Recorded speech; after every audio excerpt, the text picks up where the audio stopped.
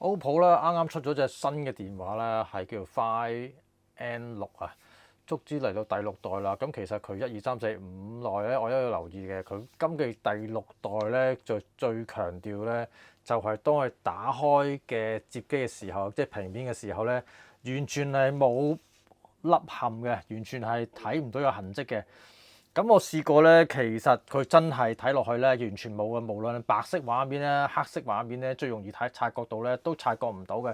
咁當你用手指去捽嘅時候咧，其實你都係好隱約咧，係摸到佢咧個坑咧係有少少凹陷嘅。但係視覺上咧，真係好難發覺到佢有凹咯，純粹係真係個平面咯。